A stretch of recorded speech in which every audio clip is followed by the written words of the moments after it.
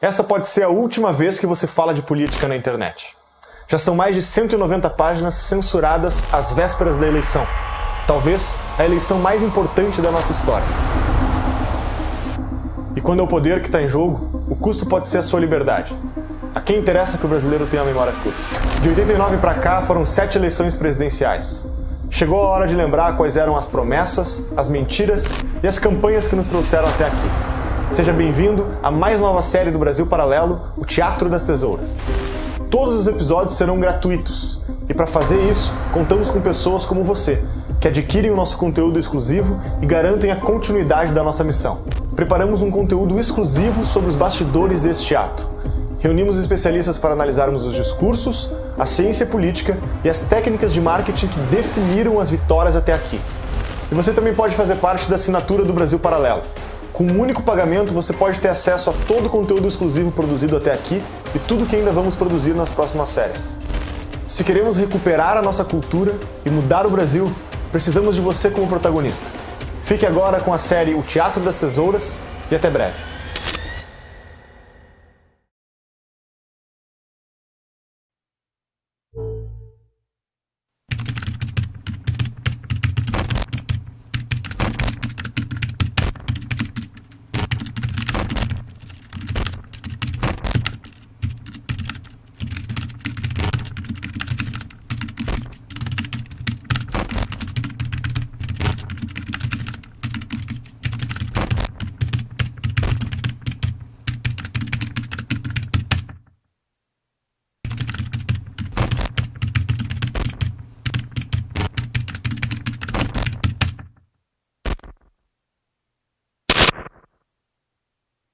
E o resultado foi o seguinte: uma inflação de 22% em junho.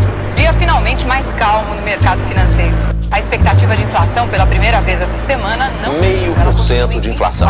O feijão aumentou 2.000%. A elevação dos preços está sendo causada apenas... Chega a 76,4%. Olha o cruzamento para Romário!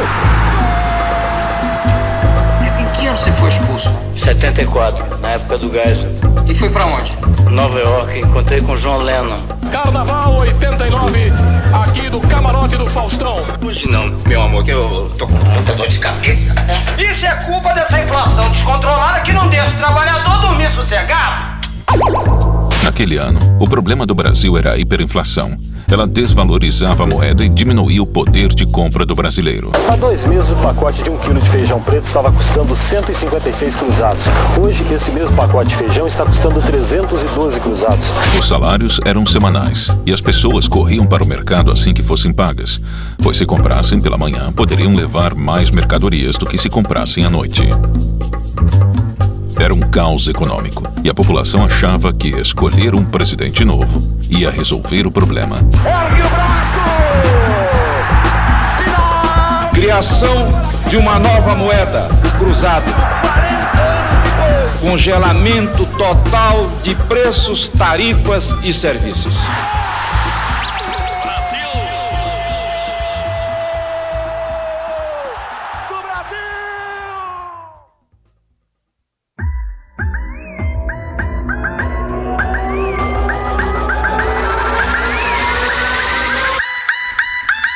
Prometo manter, defender e cumprir a Constituição.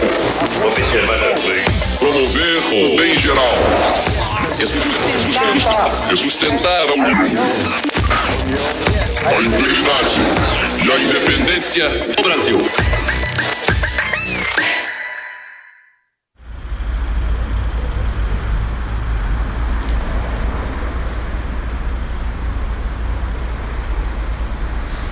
Após o regime militar, 22 candidatos queriam assumir a presidência da República. Teve cara do antigo regime, figurões de hoje em dia como Paulo Maluf e Ronaldo Caiado, e até mesmo Silvio Santos entrou na disputa, apesar de um ano antes ter negado até os dentes que se candidataria. O Silvio Santos não quer ser político, o Silvio Santos não vai ser político, o Silvio Santos vai defender os interesses do povo. Quem acredita em mim deve votar no 26. Mas naquele ano, 3 nomes se destacaram na disputa: Fernando Collor de Mello, Leonel Brizola e Luiz Inácio Lula da Silva. Brizola ganhou notoriedade quando lutou contra a instauração do governo militar em 64. Ele foi exilado e voltou ao Brasil em 79. Foram 5.489 dias de exílio, o mais longo exílio de um político brasileiro na história do país. Que para este reencontro venho, deste nosso longo exílio, com o coração cheio de saudades, mas limpo de ódios. Sua trajetória o transformou em um mito entre a esquerda brasileira. Lula também havia surgido durante o período militar. Vindo dos sindicatos de metalúrgicos, era o principal líder do recém-criado Partido dos Trabalhadores. A legenda reunia integrantes da esquerda armada, sindicalistas, artistas, intelectuais da USP e até figuras religiosas. Que a forma mais eficaz de distribuir renda é aumentando o poder aquisitivo da classe trabalhadora. Porém, a defesa que Lula fazia dos trabalhadores era contraditória. O próprio Lula não havia trabalhado por muito tempo. Ele havia exercido mais a função política de sindicalista do que a profissional de torneiro mecânico. Ô Lula, se você for eleito presidente da República, o que você pretende mudar de concreto no nosso país? Olha, primeiro que nós vamos mudar de concreto, nós vamos provar que você pode tranquilamente colocar corrupto na cadeia.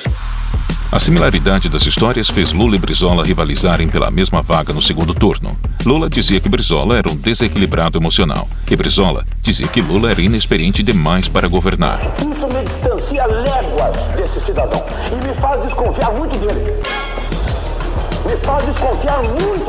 O Lula é a espuma da história.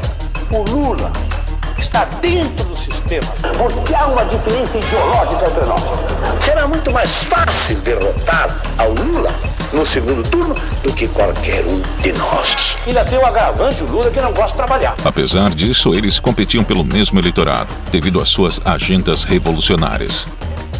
Lula não estava muito preocupado com a hiperinflação, mas dizia aos quatro cantos do país que a dívida externa impedia que o dinheiro dos trabalhadores ficasse no Brasil. E teríamos como medida básica, primeiro, tentar suspender o pagamento da dívida externa para ver se tira o país do sufoco que ele se encontra. E eu acho que fazendo isso nós iríamos terminar a inflação nesse país a curto espaço de tempo. Quem ganha com a inflação é quem tem muito capital.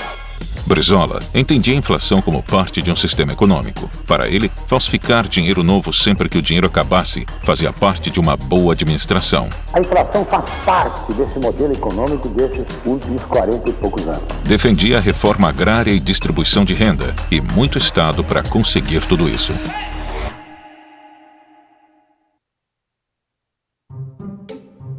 Com o início do meu governo, este país vai começar a mudar. As instituições voltarão a ser sérias e respeitadas. Vamos restabelecer a credibilidade e a confiança nos partidos e nos homens públicos. O Brasil vai voltar a crescer e o brasileiro vai ter de novo orgulho do seu país. Collor cultivava uma persona midiática. Jovem e com um discurso assertivo, se apresentava sempre com confiança. Era performático como um ator. Este é o símbolo da nossa fé. A mesma fé que me faz acreditar que poderemos juntos construir um futuro melhor para todos os brasileiros. Prometia acabar com os privilégios dos funcionários públicos e dos políticos, e assim ficou conhecido como caçador de marajás. Além do discurso econômico inovador, Collor criticava a falta de competência de José Sarney, o então presidente que não havia resolvido a inflação. O senhor sempre foi um político de segunda classe. O senhor nunca teve uma atitude de coragem. De quebra, ainda tinha uma promessa ambiental: preservar o Pantanal e a floresta amazônica. Collor arrancou na frente na campanha política. Sua família possuía um império midiático em Alagoas e apareceu muito mais e muito antes que os outros candidatos na mídia. Nem precisou participar dos primeiros debates. Sua vaga no segundo turno era certa. Se a eleição fosse hoje, os resultados seriam esses. Luiz Inácio Lula da Silva, do PT, seria o terceiro, com 11%. Leonel Brizola, do PDT, ficaria em segundo, com 16%. E Fernando Collor de Mello, do PRN, seria o primeiro, com 31% pelos números do Ibope.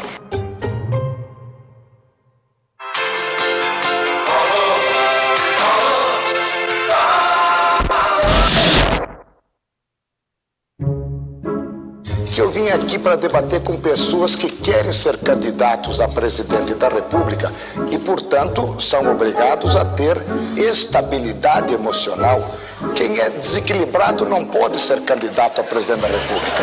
Então, o que eu peço, eu faço um apelo.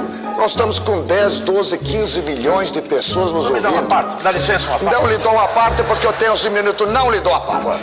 Não lhe dou a parte. Não eu pode dar a parte. Não lhe dou a parte porque é ano de Natal. Não lhe dou a parte. É ano não dou. Não lhe dou a parte. Nunca houve um primeiro turno tão turbulento. Mais de 20 candidatos, diversidade de propostas, participação da mídia, ascensões e quedas constantes nas intenções de voto. A dinâmica da corrida eleitoral foi única e inédita. Os debates eram livres e com poucas regras. Porque eu ganho meu dinheiro realmente gerando... Caiado, terminou o seu prazo. Eu sou filhote da ditadura. Não, senhor. Aqui se não lhe dou a parte. O senhor tenha respeito. Eu acho importante o telespectador saber por que o Maluf é competente. Ele é competente porque compete muito bem.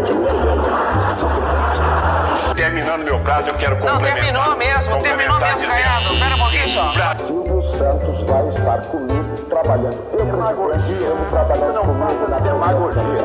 Puxando o saco do seu Silvio Santos aqui na televisão. Doutor Brizola, venho te interromper. Com licença, fazendo restrições que reivindicam terra. O senhor me dá licença? O seu minuto de réplica. Passou 15 anos no estrangeiro, não aprendeu nada. E o pior é que não esqueceu nada. Isso que é o pior. Intervalo, por favor. Intervalo.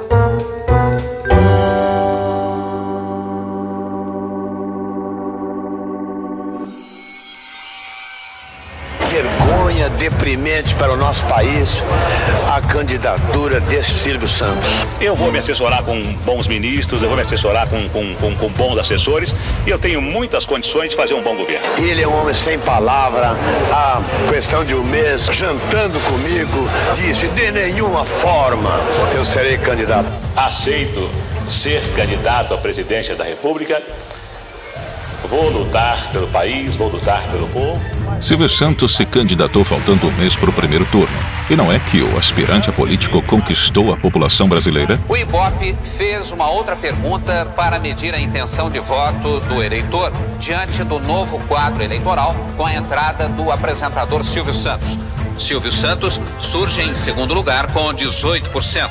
E Collor permanece na liderança. Trata-se de um cínico, jamais poderia andar utilizando os canais em benefício próprio. Eu acho que o salário mínimo no Brasil é uma coisa ridícula. Quem trabalha 8 horas por dia, no final do mês tem que receber um salário mínimo que seja o suficiente para sustentar a esposa e 2 filhos. Enfim, eu estou sabendo que nada disso vai sair na televisão do senhor Silvio Santos. Dele que veja essa gravação, pode saber que o meu conceito que faço da conduta dele é este, exatamente o que estou dizendo aqui. Mas Silvio Santos não durou muito tempo na disputa. Alegando que o apresentador não cumpriu o regulamento eleitoral, Brizola fez uma manobra para caçar a candidatura do homem do baú. O candidato do PDT, Leonel Brizola, anuncia no Rio que vai pedir a impugnação da candidatura do empresário Silvio Santos. No pedido, o PDT argumenta que o empresário é dono de uma rede de televisão. Ele está exercendo a direção daquele império, daquele complexo, e a lei é clara. Ele não se desincompatibilizou. Silvio ficou irritado quando lhe perguntaram se era verdade que o ministro Oscar Dias Correia iria pressionar os juízes do Tribunal Superior Eleitoral para não impugnarem a candidatura dele. Nós somos brasileiros tentando fazer com que esse país progrida e ainda no meio de nós, brasileiros de nível universitário como vocês são, há piadas como essa a respeito da justiça. Aqui no bairro do Morumbi, na frente da casa do empresário Silvio Santos, aumentou a tensão nos últimos 10 minutos quando se ficou sabendo que o 4º juiz do Tribunal Superior Eleitoral também votou, como os 3 anteriores, pela impugnação da candidatura. Menos um candidato na roda foi um alívio para seus adversários. Eu acho que foi correta a decisão do tribunal porque moralizou o processo eleitoral. Com Collor garantido no segundo turno, a disputa se concentrou em Lula e Brizola, que brigaram até o último dia pela vaga.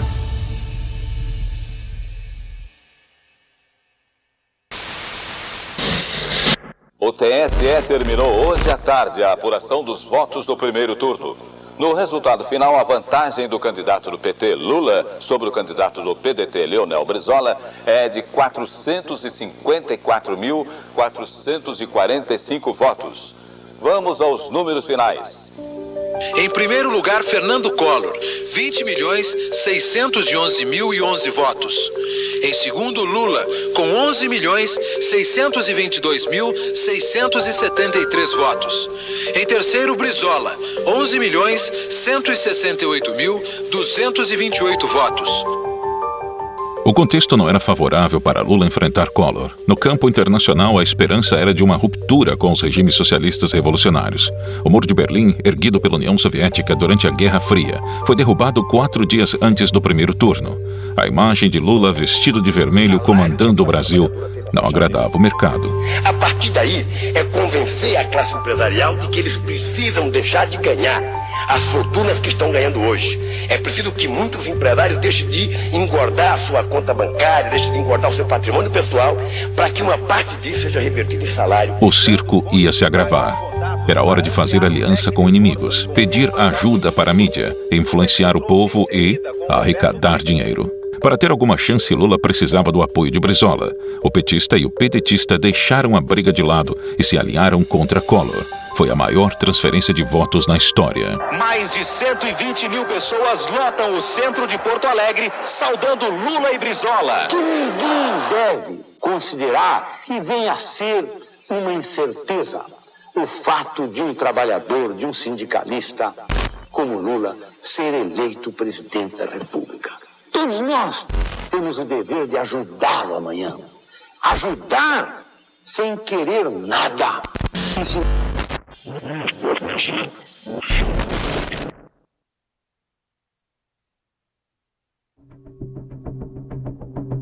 Ronaldo Caiado, que também foi candidato presidencial no primeiro turno, denunciou a campanha de Lula. Naquela época, partidos políticos eram proibidos de receber dinheiro de empresas privadas. A alegação de Caiado era que o petista havia recebido $200 mil por meio de Caixa 2 para aprovar um projeto da empresa Lubeca em São Paulo. Vamos continuar conversando hoje sobre o caso Lubeca. Pois os últimos acontecimentos mostraram que ele próprio era um dos principais envolvidos na bandalheira. Do outro lado, PC Farias, tesoureiro de Collor, arrecadou $160 milhões burlando a mesma lei. O esquema funcionava como um clube de afiliados onde diversos empresários participaram. O caso ficou conhecido como Esquema PC. A batalha eleitoral foi nutrida por milhares de dólares obtidos ilegalmente. Da garganta de Lula ecoava que era hora do povo tomar o poder. Collor dizia que era hora de uma limpeza na política nacional. Os ataques pessoais começaram. Ontem, neste programa, uma mulher teve a coragem de fazer uma grave denúncia. Dona Miriam Cordeiro, ex-mulher de Lula, é uma trabalhadora honrada que mora no ABC Paulista. Ela conhece Lula como ninguém. Ela mostrou o verdadeiro caráter do Lula. Ela denunciou que Lula chegou a oferecer dinheiro para que abortasse a filha dele. Como é que eu posso apoiar um homem que me ofereceu dinheiro quando ele soube que eu estava grávida de um filho dele? Ele me ofereceu dinheiro para mim abortar. Assessora de Collor denuncia. Collor pagou 200 mil cruzados novos para Miriam acusar Lula na TV. Veja a notícia da Folha de São Paulo. Maria Helena Amaral, assessora de Collor, acusou a coordenação da campanha do PRN de haver pago 200 mil cruzados novos pelo depoimento de Miriam Cordeiro no programa de Collor terça-feira à noite. Maria Helena pediu demissão da campanha de... O último e decisivo debate entre os candidatos Collor e Lula. O duelo de quase 3 horas foi acompanhado até a madrugada por milhões de telespectadores em todo o país. Veja agora no Jornal Nacional. De um lado está a candidatura do Centro Democrático, por mim representada. Do outro lado está uma candidatura que esposa teses estranhas ao nosso meio, teses marxistas. É que o meu adversário viesse disposto a contribuir para elevar o nível de consciência política. Mas me parece que ele está disposto a virar o Pinóquio nessas eleições. Aquele cognome de Pinóquio que o deputado tenta colocar no programa do partido, eu acho que cabe muito bem a ele. Ele que é um grande Pinóquio. Até porque eu não sabia que o Pinóquio pelo menos lia. Eu não sei se ele sabe ler. Esse debate está muito engraçado. O pessoal em casa, quem está assistindo, deve estar perplexo, porque o jornalista faz uma pergunta e o candidato responde outra coisa. Prometo manter, defender e cumprir a Constituição, observar as leis, promover o bem geral e sustentar a união, a integridade e a independência do Brasil. No dia 17 de dezembro, o povo brasileiro foi às urnas e decidiu. Collor foi o primeiro presidente eleito por voto direto desde Jânio Quadros. O presidente Collor entrando ao Congresso para fazer o juramento à Constituição, acompanhado do vice Itamar Franco. A nova democracia nascia morta. A esperança do Brasil era que o novo presidente resolvesse a inflação. Mas entre o comunista revolucionário e o oligarca irresponsável, o resultado não poderia ser nenhuma maravilha. Collor colocou a ex-filiada do Partido Comunista Brasileiro, Zélia Cardoso de Mello, no Ministério da Fazenda e, um dia após ser empossado, surpreendeu todas as famílias do país. Confisco de contas bancárias e poupança por 18 meses. O que excede isso, a parte excedente a 50 mil, fica depositada no banco, junto ao Banco Central. Derrotado, Lula começou a recompor a esquerda brasileira. Em 1990, fundou, junto de Fidel Castro, o Foro de São Paulo. A organização latino-americana juntava partidos socialistas, movimentos revolucionários e grupos terroristas para traçar o planejamento da militância contra os governos estabelecidos no continente. Em 1992, o próprio irmão de Collor denunciou o esquema PC. Os documentos apresentados hoje pela Comissão Parlamentar de Inquérito apontam as ligações do presidente Collor e de sua família com o chamado esquema PC. As acusações de arrecadação ilegal durante a campanha vieram à tona e o governo começou a cair. PC Farias era líder de um poder paralelo e participava de decisões no governo Collor. O que faltava para oficializar PC como presidente da República era a faixa presidencial no peito.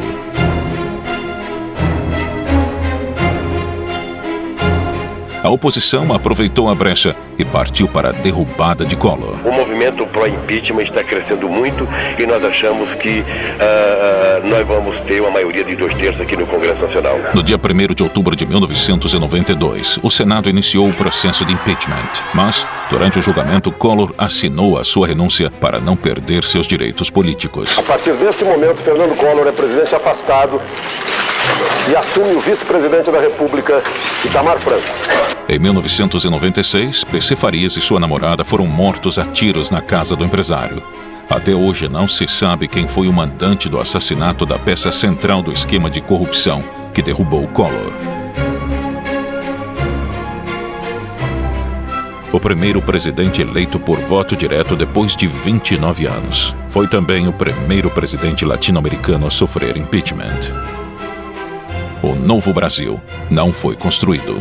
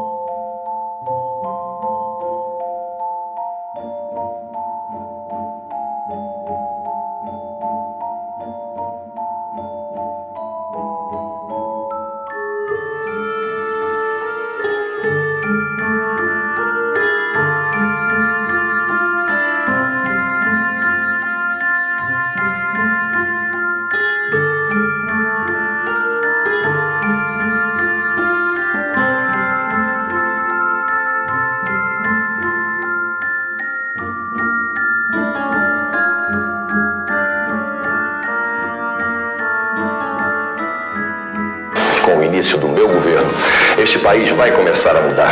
As instituições voltarão a ser sérias e respeitadas. Vamos restabelecer a credibilidade e a confiança nos partidos e nos homens públicos. O Brasil vai voltar a crescer e o brasileiro vai ter de novo orgulho do seu país.